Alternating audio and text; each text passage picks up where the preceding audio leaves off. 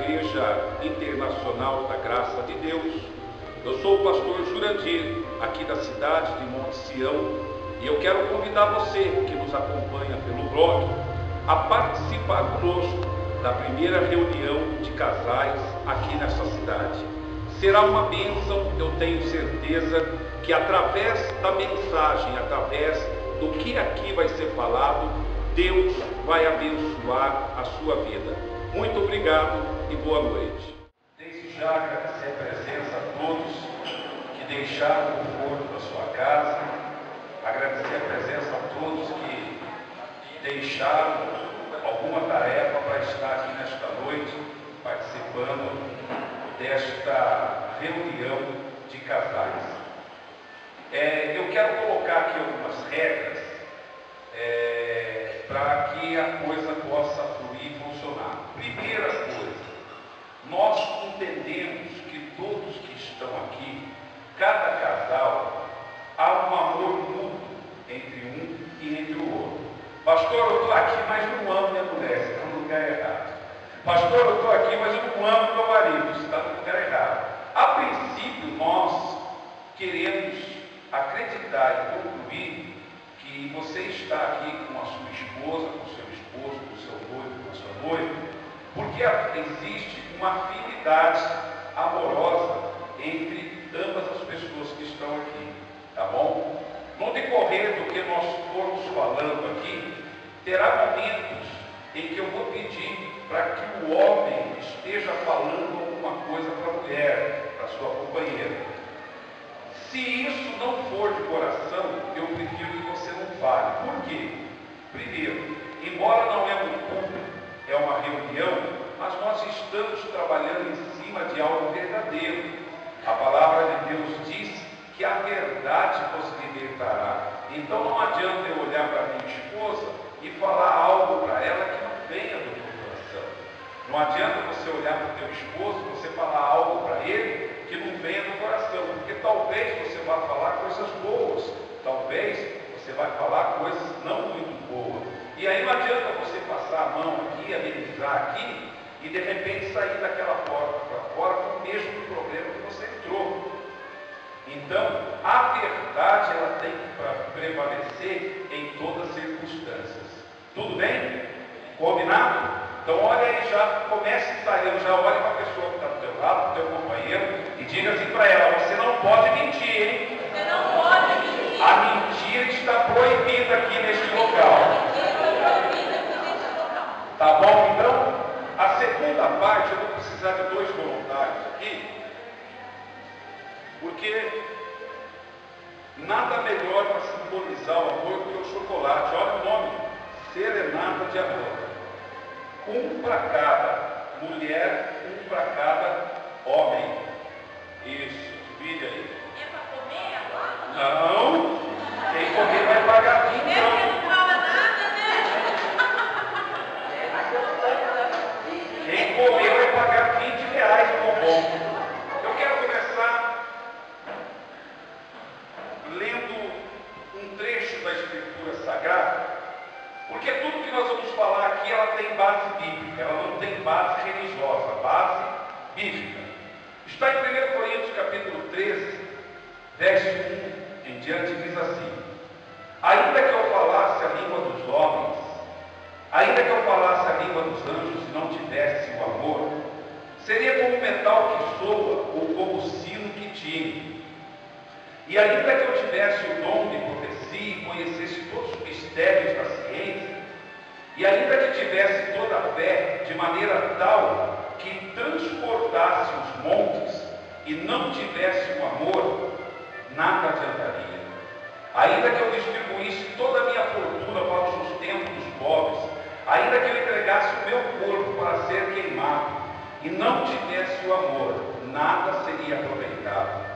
O amor é sofredor, é benigno, o amor não é invejoso, o amor não trata com leviandade e não ensoberbece, não se porta com indecência, não busca os seus interesses, não irrita, não suspeita mal, não folga com a justiça, mas folga com a verdade. Tudo sofre, tudo crê, tudo espera e tudo suporta. O amor nunca acaba. Vocês entenderam esse final aqui? Irmãos, eu quero... Aí no fundo vocês estão me ouvindo bem? Você não quer baixar um pouquinho o retorno? Insisto. Pode ser? Vocês que veem. Eu quero nesta noite estar falando a respeito de relacionamento, a respeito do amor. Nós temos aqui casais casados, casais noivos, casais namorados. Nós temos aqui pessoas que são casados há uma década, há 2 décadas, há 1 ano, há 2 anos, há 5 anos. Nós temos vários tipos de casais. Recentemente, uma pesquisa publicou, através do jornal Folha de São Paulo, que no século XXI, 40% dos casamentos se acabam no primeiro ano, indo para 50% no 5º, primeiro ano de casamento. E eu aprendo e vejo que casar não é difícil. Casar é a coisa mais fácil que tem. Mais difícil é permanecer casado. É por isso que muitas pessoas saem de um casamento, entram no outro, saem de um casamento, entram no outro, mas ela não consegue permanecer casada. E qual é a vontade de Deus para o casamento? A vontade de Deus não é que você viva uma vida inteira de tristeza crônica empurrando com a barriga. Existem casamentos que até são duradouros, porém, o que acontece? A pessoa, ela está empurrando o problema com a barriga, mas ela não é feliz. Ela não está feliz. A dificuldade de se manter casado, ela é mais complexa do que a dificuldade financeira ou outra dificuldade qualquer que assola a vida de um casal. Viver a 2 é algo muito complexo. E a pergunta que fica aqui nesta noite é a seguinte: por que é tão complexo viver a 2? Por que é complicado viver em casal? Quando outras coisas são tão simples, mas viver a 2 se torna, cada dia que passa, mais complexo. Uma outra pergunta que eu gostaria de deixar no ar aqui é o seguinte: por que nós magoamos a quem nós mais amamos? Você já parou para pensar nisso? Por que você magoa a pessoa que você mais ama? Segunda pergunta: por que agredimos? E esse agredimos aqui toma uma proporção muito diferenciada. Por que nós agredimos verbalmente, moralmente, com desprezo? Essa agressão não é só agressão física, mas a agressão da humilhação, a agressão da palavra mais dura. Por que nós fazemos isso com aquela pessoa que nós mais amamos? Aquela pessoa que divide o mesmo espaço com a gente. Por que nós ferimos quem nós mais amamos? Irmãos, a origem desse desacerto, dessa complexidade, está registrado no livro de Gênesis, capítulo 1, se eu não estiver enganado, versículo 7. Quando a palavra de Deus, ela diz assim: e Deus criou macho e Deus Deus criou o quê? Se alguém falar fêmea, vai ter. Vai. Vai errar, Ó, Deus criou e capítulo 1 de Gênesis, versículo 27. Pode sentar ali. Deus criou macho e fêmea. E quando algumas traduções mais atualizadas do português diz que Deus criou homem e mulher, mas quando nós buscamos na origem, na essência da palavra, em hebraico diz que Deus criou o macho e a fêmea. Na versão internacional diz que Deus criou o homem e a mulher. E aí, buscando mais profundamente na palavra, quando criou o macho e a fêmea, em hebraico, macho quer dizer ish. Olha para o macho que está do teu lado e diga assim para ele: ish. Assim Deus te criou. Agora olha para a fêmea que está do teu lado. Fêmea em hebraico quer dizer isha. Não, mas faz biquinho. Isha. Isha quer dizer fêmea. E aí começam as diferenças. Ish quer dizer pontudo. Ninguém vai avisar?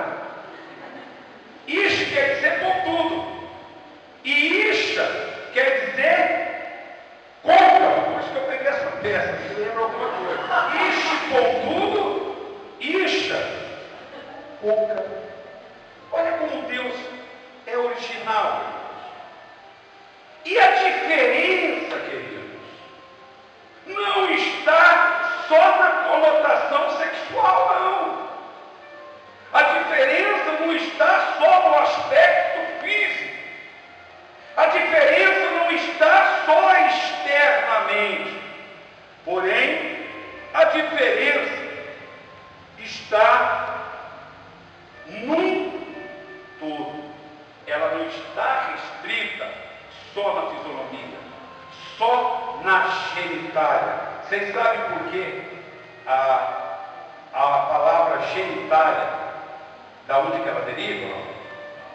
Da criação. É por isso que o primeiro livro da Bíblia se chama Gênesis, que quer dizer criação, mas o ato de gerar. É por isso que o órgão sexual masculino ou feminino também é conhecido como genitália, que deriva de gênero. Mas, irmãos, a diferença, são muitos e muitas. A diferença entre você e o seu companheiro, entre você e a sua companheira. E quando eu olho para a palavra de Deus, nós lemos, a Bíblia diz assim um trecho que me chama a atenção. O amor é sofredor. O amor é benigno. O amor não é invejoso. O amor não trata com leviandade. Mas o que me chama a atenção é quando Paulo diz: o amor não ensoberbece. Isso deriva da palavra soberba. O amor não é soberbo. Irmãos, o contrário de soberba é o quê?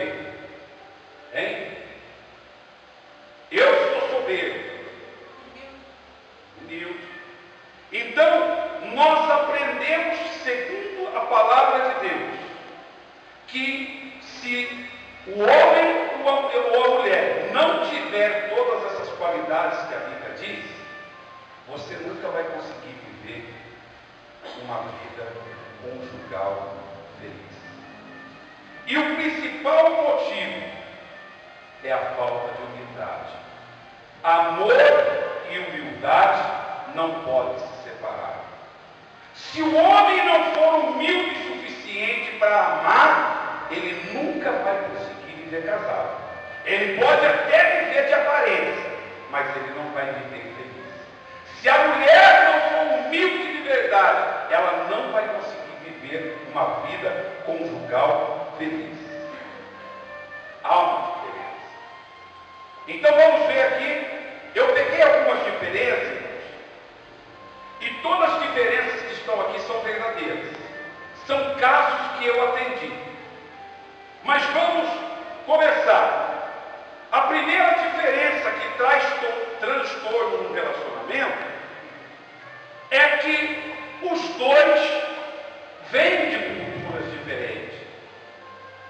Raramente você vai conseguir casar, se relacionar, namorar com alguém que tem a mesma cultura que a sua. Por quê? Porque cultura é individual. Se nós pegarmos aqui, vamos pegar alguns exemplos aqui. O Luiz Carlos e a Ana. A Ana, ela foi criada por um pai, por uma mãe, diferente do pai e da mãe que criou o Luiz Carlos.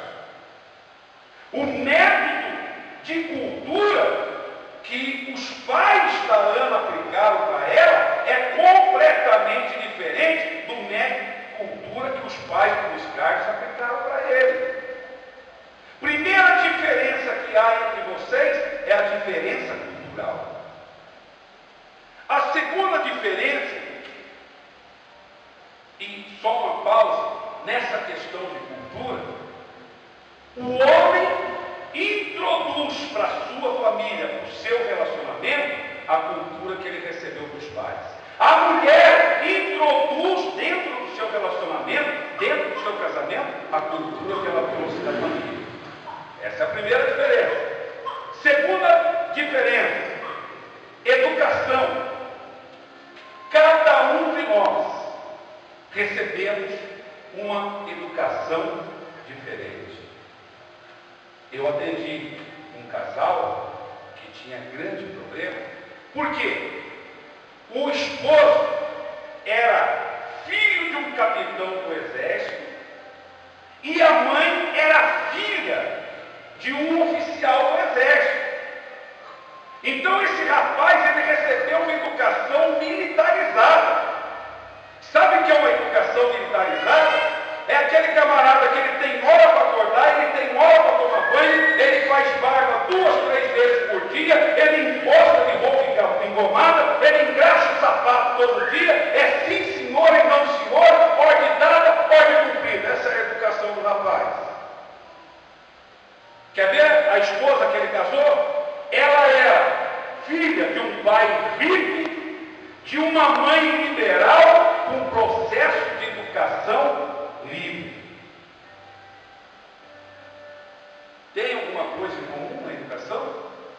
Não. Ele, 7 horas da manhã, estava pronto, vestido para ir para o trabalho. Ela era 7 para meio-dia. Porque foi assim que ela aprendeu. Ele tomava banho 3, 4 vezes por dia, fazia barba 2, 3, 4 vezes por dia. Ela aprendeu no movimento hippie que banho era uma coisa alternativa. Se tomava quando estava calor, dava uns pulos na água e estava tudo bem. Irmãos, olha o conflito de educação. Temperamento. Ele, sanguíneo, extremamente extrovertido, muito falante.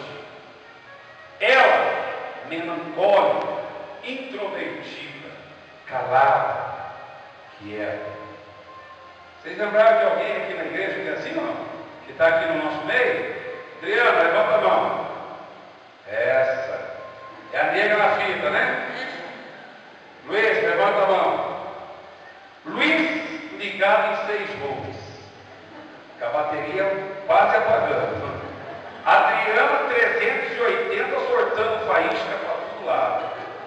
Diferença de temperamento. É fácil colocar esses dois em torno da mesma mesa? É fácil, irmão, a convivência. Mas tem mais, vamos ver. Comida, ele bem salgado, bastante sal. Massa, cabra nordestino, mocotó, pimenta, farinha. Ela, pouco sal, carne, comida típica do sul de Minas, banana frita, tutuzinho de feijão. Olha aí a diferença. Temperatura, ele gosta do frio, ela do calor. Caráter, sabe pequeno, perfume, ele gosta de um perfume doce, mas dá ânsia nela. Ela gosta de um perfume menos adocicado, mas quando ela usa, o marido começa a espirrar. Tem tudo a ver esse casal. Igreja! Ele gosta de uma igreja presbiteriana com liturgia moderada, tradicional. Ela é da Assembleia de Deus do Reteté. Gosta de pular, gosta da glória a Deus, gosta de cantar, gosta de bater palmas. Será que os dois vão conseguir na mesma igreja? Música, ele gosta de forró, fogo no pé, tipo Doce Nascimento. Ela é mais melancólica, gosta de Aline Barros, Cristina Mello, gosta de uma música tranquila. E tudo isso que eu estou falando para vocês são casos que chegaram para mim, não estou inventando. Filme, ele gosta de ação, Duro de Matar, Velocidade Máxima, né? Duro de morrer, sei lá, tem um monte né? Ela já gosta de... Que filme que você assistiu 10 vezes? Eu assisti 10 minutos. E quando eu vi aquela cena que a menina ficou na ponta do barco, o cara ficou lá, aí eu já desisti de assistir o filme. Mas vamos lá. Dinheiro! Essa parte é boa. Ela economiza comprando mais barato. Ele economiza não gastando nada. Economia para ele é não enfiar a mão no bolso. Ela economiza comprando mais barato. Time de futebol. Ela, palmeirense. Ele, para variar, corintiano. Irmãos, tudo isso que eu falei para você não é conversa. São casos que chegaram até mim. Esse corintiano e palmeirense, tu não acredita. A moça era mais verde do que ele roxo. E aonde causava dissensão dentro da casa? Que no dia de jogo, o dia que caía no calendário do Paulistão, do Brasileirão, Palmeiras e Corinthians, saía briga. Saía briga, porque ela queria trazer os torcedores palmeirenses uniformizados para dentro de casa e ele queria trazer os corintianos. E justo um dia, a torcida do Corinthians dentro da casa dele era maior e o Corinthians ganhou do Palmeiras. Sabe o que ela fez? Na época não era nem televisão de plasma, nem de LCD, era aquele bujuzão grandão. Quando começou a onda da TV 29 polegadas, era uma menina franzidinha de 50 quilos, grudou aquela televisão e jogou lá de cima da janela, lá embaixo, porque o Palmeiras perdeu o jogo e os corintianos fizeram a festa. Essas são as diferenças. E como podem duas pessoas, nessa qualidade, viver dentro da mesma casa, dormir na mesma cama? Como pode esse casal ser feliz? Pastor, não tem condição. Biblicamente tem. Por isso que nós falamos que o amor e a soberba e a humildade não podem andar separados. Uma vez eu fui fazer um casamento. O noivo e a noiva na minha frente, e Deus me deu a guia de perguntar assim para o noivo: escuta, você está casando para ser feliz? Ele falou sim. Eu perguntei para a noiva: você está casando para ser feliz? Ela falou sim. Eu, logicamente, estava brincando, mas eu virei a costa e falei: não vou fazer os seus casamentos. A noiva regalou o olho desse tamanho. A igreja só escutei aquele. E eu precisava reformular logo o que eu falei, porque eu achei que a noiva ia morrer do coração. E o noivo talvez ia sair pulando de alegria. Mas nós aprendemos segundo a Bíblia, que quando você casa, quando o homem casa, ele casa para fazer a esposa feliz. Quando a mulher casa, ela casa para fazer o seu esposo feliz. Aprenda isso nessa noite. Que você não casou para ser feliz, mas você casou, ou você vai casar para fazer o teu esposo feliz. Você, mulher, aprenda aqui nesta noite. Você não casou para ser feliz, você casou para fazer o teu esposo o homem mais feliz dessa cidade. E por isso que todo casamento exige renúncia. Guarde bem essa palavra. Renúncia. O casamento exige a negação de si mesmo para o bem-estar de dois. Se você é casado e existe diferenças, eu tenho certeza que existe, mas você quer se manter casado e não manter-se casado para que os outros vejam, mas manter-se casado e ser feliz, você tem que aprender a renunciar a si mesmo. A Bíblia diz que só mediante a renúncia nós poderemos ser felizes. Experiência. Quando duas pessoas se unem, estou falando das diferenças.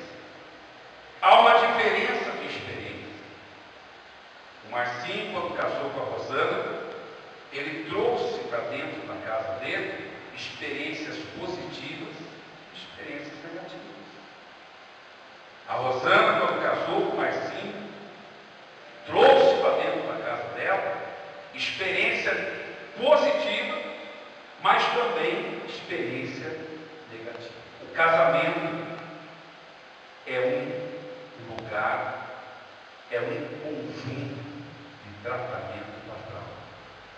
Esse homem que está sentado ao teu lado, ele foi chamado por Deus para cuidar dos seus traumas. Deus quer usar esse homem que está ao teu lado para cuidar dos seus traumas. Essa mulher que está do teu lado, ela foi chamada para curar os seus traumas.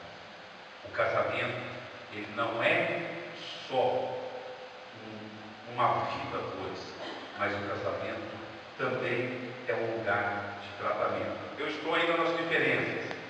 Pessoas que têm expectativas diferentes, ela nutre uma expectativa por algo que para ele não é nada. Quantos casais tem assim, né? A mulher, ela está aqui no mês de junho, mas ela já está sonhando com a casa própria no ano que vem. O marido, malemar, está sonhando em comprar uma bicicleta. São o quê? Expectativas de vida diferentes. Ele tem outras expectativas e luta por ela, enquanto ela não desenvolve a mesma expectativa. Tem casais que o homem ele tem visão, ele quer mais, ele quer crescer. A mulher, né, ela acha que ser mulher é levantar de manhã, fazer café, lavar a louça, fazer almoço, arrumar a casa, chegar à tarde, fazer a janta, à noite, marcar gol com o marido, está tudo certo. Não, mas não foi para isso que Deus chamou a mulher. Deus chamou a mulher para ser a disjutora do homem. Deus chamou a mulher para ser a companheira do homem. Casais que têm sonhos diferentes. Um sonha algo, outro não tem sonho nenhum. E aí se torna complexo. É por isso que a vida 2 ela é complexa. Por quê? Porque são duas pessoas completamente diferentes. Completamente diferentes. Mas que têm que viver embaixo do mesmo teto, dormindo na mesma cama, conversando.